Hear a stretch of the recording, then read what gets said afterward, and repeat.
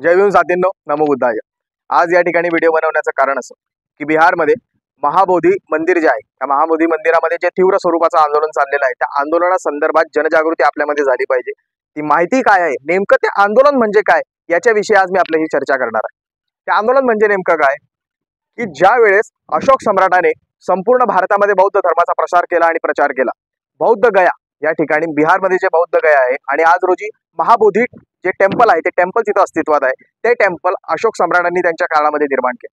ते टेम्पल का निर्माण करण्यात आलं होतं तर तिथल्या बोधी वृक्षाच्या खाली भगवान गौतम बुद्धांना दीक्षा प्राप्त झालेली होती। ही त्यावेळेची आस्था होती आणि ती आस्था आजही कायम आहे। संपूर्ण देशभरामध्ये, संपूर्ण जगभरामध्ये जेवढेही बौद्ध बांधव आहेत त्या बांधवांची ती आस्था आहे महाबोधी टेम्पल। आणि ही महाबोधी टेम्पल म्हणजे नेमकी नक्क काय किंवा बीटी ऍक्ट 1949 म्हणजे नेमकं काय हे आपल्याला समजून घेणं गरजेचं आहे। बीटी ऍक्ट 1949 1950 मध्ये बीटी कायदा मंजूर करण्यात आला त्या महाबोधी टेम्पलसाठी। तो कायदा असा होता की त्या महाबोधी टेम्पलचे ट्रस्टी आहेत त्या ट्रस्टीमध्ये काही प्रमाणात बौद्ध असतील आणि बहुतांशी प्रमाणात ब्राह्मण लोक होते। मला एक गोष्ट या ठिकाणी सांगा तुम्ही की जर का एखाद्या हिंदू मंदिराचं ट्रस्टीपद द्यायचं असेल किंवा ट्रस्ट बसवायची असेल तर त्या ठिकाणी इतर धर्मीय घेतली जातात का? अजिबात घेतली जात नाही। ख्रिश्चन समाजामध्ये जर का त्यांची ट्रस्टी बनवायची असतील तर इतर धर्मीय घेतले जातात का? अजिबात घेतले जात नाही। मग बौद्ध धर्माचे जे काही अनुयायी आहेत, बौद्ध धर्माचे जे काही बांधव आहेत, आम्हाला आमच्या धर्माच्या स्वातंत्र्याचं अस्तित्व असलं पाहिजे, आमची आस्था असली पाहिजे। या गोष्टीसाठी वारंवार 1949 पासून तर 2025 पर्यंत संघर्ष चालूच आहे। बौद्ध समाजाच्या बांधवांची जर का ती आस्था असेल तर त्या ट्रस्टमध्ये संपूर्ण बौद्ध समाजाची बांधवच असले पाहिजे, बौद्ध समुदायाची लोक असली पाहिजे। यासाठी तिथे बनतेंना संघर्ष करावा लागतो। हे या देशातल्या राजकारण्याला लाज वाटण्यासारखी गोष्ट। आणि बिहार सरकार असेल किंवा केंद्र सरकार असेल त्यांची जी काही धारणा आहे, जे काही त्यांचं जन आंदोलन चाललेलं आहे त्याच्यावरती लक्ष द्यायला तयार नाही। कारण सरकार आमचं नाहीच ना, सरकार दीनदलितांचं नाही, सरकार गरिबांचं नाही, सरकार कायम श्रीमंतांचंच।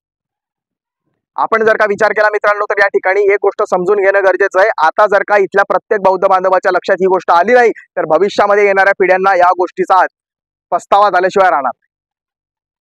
सम्राट अशोकांनी ज्यावेळेस संपूर्ण भारतामध्ये बौद्ध धर्माचा प्रसार केला आणि प्रचार केला त्याच्यानंतर जी काही राज्य व्यवस्था अस्तित्वात आली सम्राट अशोकांच्या नंतर त्यांनी जो बौद्ध धर्माचा प्रचार आणि प्रसार झालेला होता त्याला नेस्तनाबूत करून परत वैदिक धर्माला आणण्याचा प्रयत्न केला।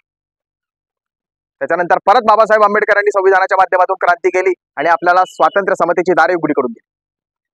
याच्यासाठीच आपण लक्षात ठेवणं गरजेचं आहे की महाबोधी टेम्पल जवळ जे आंदोलन चाललेलं आहे त्या आंदोलनाला आपल्याला पाठिंबा देणं गरजेचं आहे। निदान पाठिंबा आपण देऊ शकत नसाल तर ते नेमकं काय हे समजून घेणंही आपल्याला गरजेचं आहे।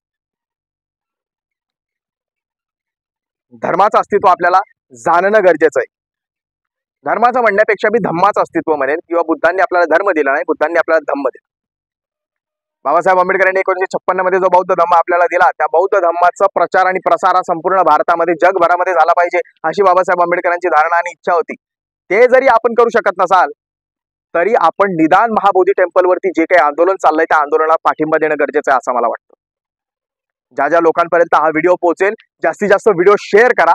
बीटी ऍक्ट 1949 हा नेमका काय हे त्यांना समजवून सांगा की त्या मंदिराच्या ट्रस्टीपदीमध्ये बौद्ध बांधव असतील त्यासोबतच ब्राह्मणही असतील। ब्राह्मणांची त्या ठिकाणी आवश्यकता नाही, ब्राह्मण मुक्त ते ट्रस्ट झालं पाहिजे अशी आपली मागणी आहे।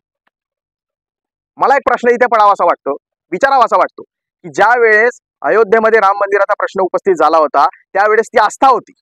चला ठीक आहे, आम्ही मान्य केलं तुमची ती आस्था होती। ज्यावेळेस तिथे उत्खनन झालं तर त्या उत्खननामध्ये कळालं की ती अयोध्ये अगोदर साकेत नगरी होती आणि त्या साकेत नगरीमध्ये बुद्धांचे अवशेष सापडलेले, तरी आम्ही त्या गोष्टी मान्य केल्या। तुम्ही त्या ठिकाणी राम मंदिर बांधलं, ते हिंदू धर्मियांची, हिंदू बांधवांची आस्था आहे 100%। तुम्ही इतर धर्मियांच्या आस्थेचाही विचार केला पाहिजे, सरकार म्हणून तुम्ही विचार केला पाहिजे। जास्तीत जास्त या व्हिडिओला शेअर करा आणि जास्तीत जास्त लोकांपर्यंत ही माहिती पोहोचवा। धन्यवाद। जय भीम, नमो बुद्धाय।